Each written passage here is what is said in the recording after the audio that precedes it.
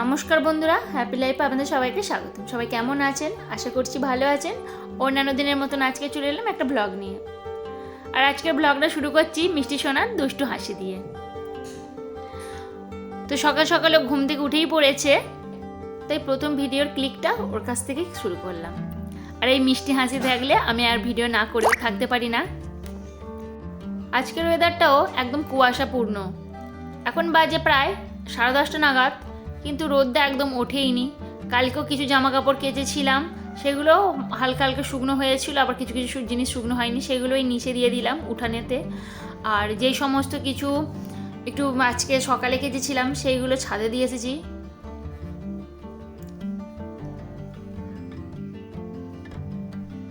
এই সূর্য যদি না ওঠে তো খুব প্রবলেম। আর আজকে জানি না কখন বৃষ্টি হবে কি রোদ বেরোবে তাও জানি না। তবুও এই অনেকদিন ধরেই সাদা জামা কাপড় দুটো পরেছিল, সেগুলো আজকে ভাবলাম কেচে দিয়েছি, আর নীল তো দিতেই হবে। তো এখানে আপনাদেরকে একটা টিপস বলি, অনেক সময় আমরা যখন নীল বা উজালা দিই তখন কিন্তু সাদা জামা কাপড়ে ছোপ ছোপ দাগ হয়ে থাকে, তো সেটা তো খুব বাজে দেখতে লাগে। এখানে দেখুন আমি 3-4 ফোঁটার মতন উজালা দিয়ে দিলাম। তো এখানে আমি দিয়ে দেবো একটা সামান্য পরিমাণে একটা জিনিস। দেখুন, এটা আমাদের সকলের বাড়িতে থাকে এবং এর দামও খুবই অল্প, এবং যেটা ছাড়া আমাদের একদমই চলে না, এরকম একটা জিনিস। তো আশা করছি তো আপনারা বুঝতেই পারলেন, তবুও বলে দিচ্ছি, এটা কিন্তু লবণ। আমরা যে রান্না ব্যবহার করি সেই লবণ। তো এটা দিয়ে দেওয়ার পরে কিন্তু আর ছোপ ছোপ দাগটা হবে না।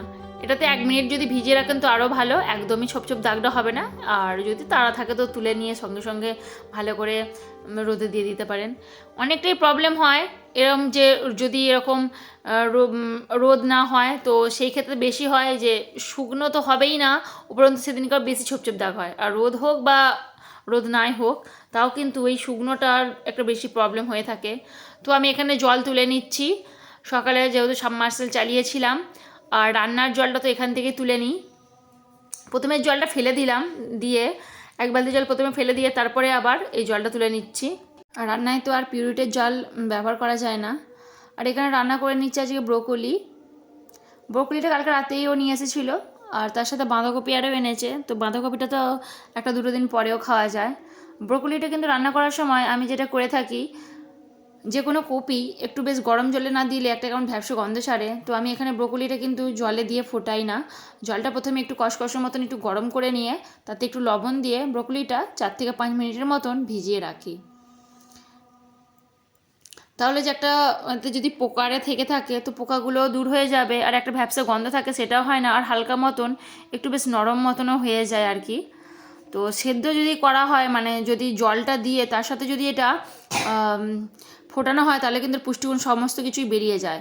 তো এই জলটা যদি এরকম গরম করে তার সাথে যদি এটা দিয়ে থাকি, তো আমার যেটা মনে হয় বা আমি যেটা করে থাকি, তাহলে পুষ্টিগুণটাও বজায় থাকে, প্লাস পোকারাও থাকে না, আর ভ্যাপসা গন্ধটাও দূর হয়ে যায়।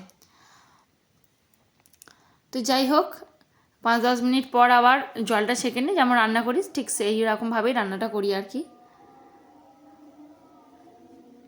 আমার কাছে অনেকেই জানতে চেয়েছেন ভিডিওতে, মানে ভিডিওতে কমেন্ট করেছিলেন যে 2 মেয়ে নিয়ে আমি কীভাবে সমস্ত কিছু সামলাই। তো অনেকেরই আমার ভিডিও দেখেন এবং জানতে চেয়েছিলেন যে ওনাদেরও নাকি বাচ্চা বাচ্চা ছেলে মেয়ে আছে, তো কিভাবে ওনারাও আমাকে বলেন যে কিভাবে এত কিছু সামলে সমস্ত কিছু করি, আবার প্লাস ভিডিও এডিটিং।